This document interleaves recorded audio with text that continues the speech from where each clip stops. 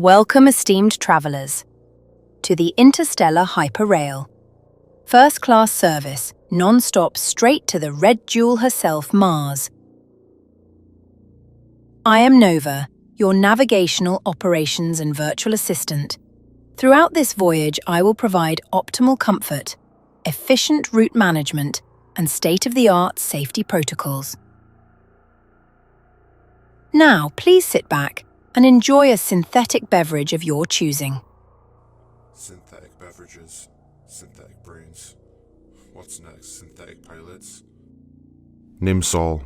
I'll be flying this rig. Don't touch nothing, don't ask me unnecessary questions, and for the love of gravity, don't listen to everything that Tin Can has to say. Captain Sol prefers traditional piloting techniques, including manual course plotting, handwritten velocity logs, and actual steering.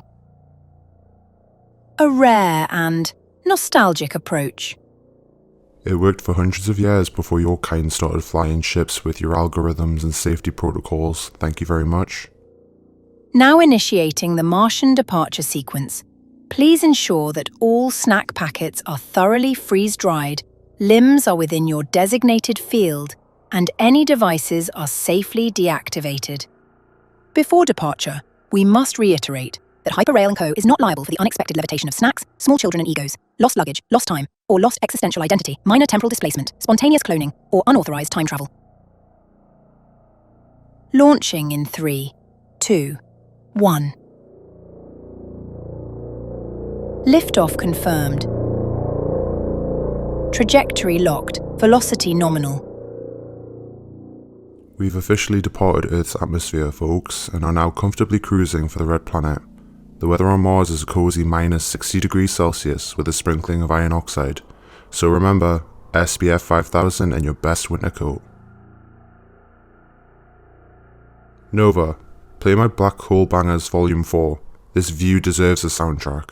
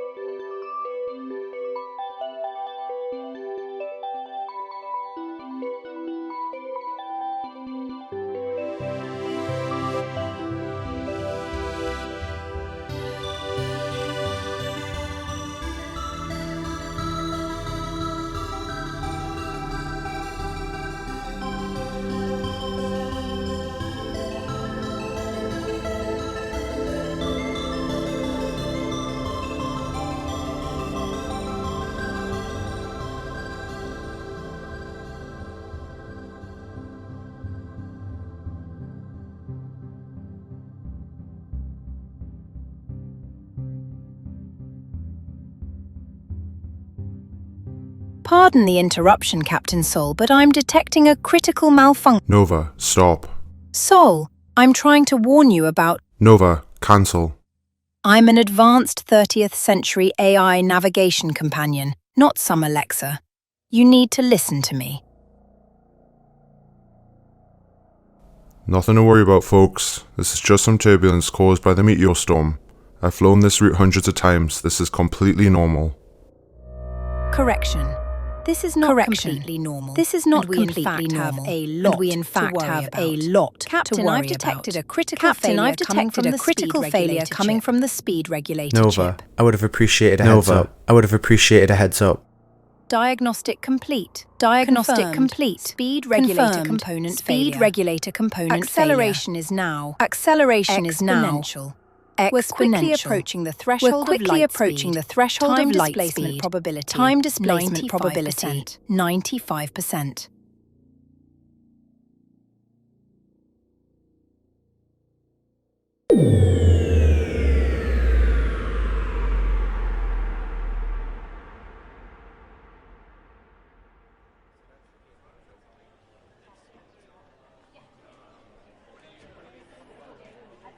Status Nova. Where are we? We're off course by approximately 3,025 years. That has to be a miscalculation. I'm physically incapable of miscalculating. It's against my programming. In all my years. How is this even possible? Allow me to illuminate. When we surpassed light speed, our carriage transformed into a tachyon, bending all the known principles of modern physics. That was rhetorical, Nova. Rhetorical.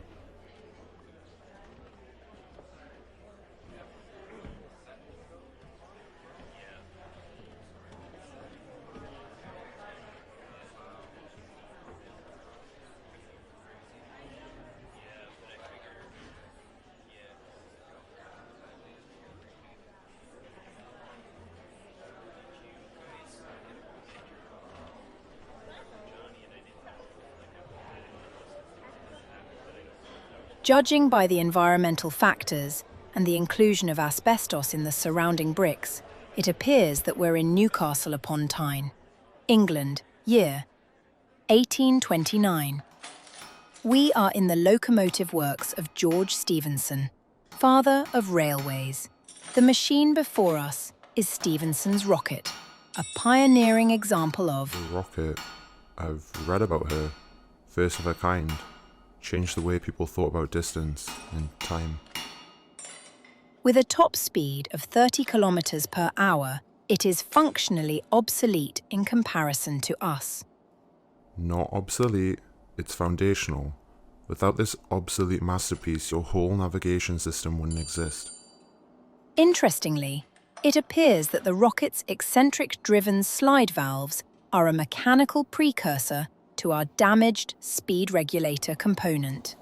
If you start tearing parts off that machine, Nova, you're erasing a piece of history.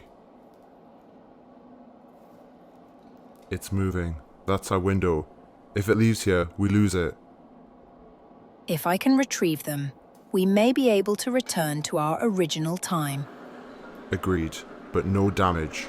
That's a non-negotiable. Initiating hyperrail chase protocol. Alright, Nova. Where's she headed? My spatial correlation algorithms suggest the rocket is en route to an open field, with a suspicious density of human spectators, flags, and questionable Victorian picnic spreads. That field is the site of the Wren Hill trials, the race that decided which locomotives would power the Liverpool and Manchester Railway. How quaint. Multiple primitive combustion devices competing for dominance. Due to the high density of spectators, shall I engage the chameleon chip, Captain Sol? Do it. The last thing we need is someone asking why there's a floating train. Chameleon mode engaged, successfully. We now blend seamlessly with the surrounding technological inadequacy. This is our history, Nova. Show some respect. The Wren Hill trials weren't just a race. They proved which engine could handle real-world loads, stay reliable, and make the distance. The rocket did all three, which changed the game. The rocket is a toy. The novelty will win. It's more modern, more refined. The rocket is already outdated. And if by some miracle it doesn't break down mid-run, it'll never last a decade in service. A passing curiosity at best. Yeah, let them talk. She proved them wrong in the only way that mattered, by running further, faster, and longer than anyone believed. There she goes. Replacement component located. Optimal retrieval path calculated. What is it now? Speed regulator instability worsening. We are, once again, accelerating. Nova, if you've got a fix, now's the time.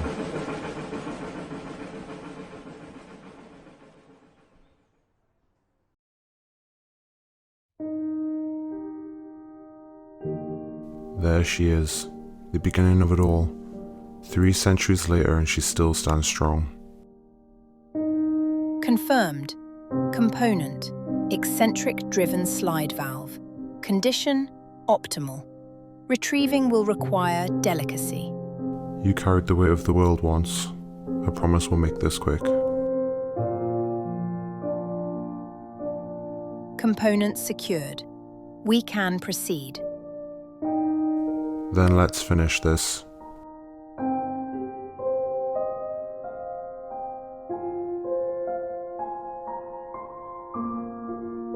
Systems are all optimal, Captain Sol. Stability restored. Preparing temporal reintegration.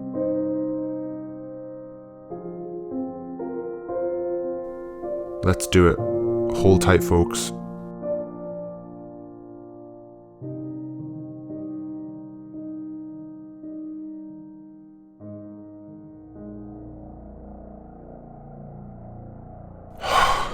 Is this home? Affirmative. You know, seeing her history laid out like that, the rocket wasn't just a machine. She was a start. Without her, there'd be no us. Past innovation and future progress are not opposites, Captain. They are successive chapters of the same story. Yeah, and maybe I've been too quick to write off the chapters ahead. Esteemed travelers, welcome to Mars. Please remain seated until clearance is confirmed.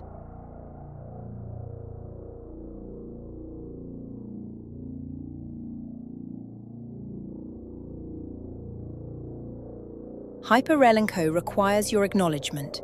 You did not experience temporal displacement.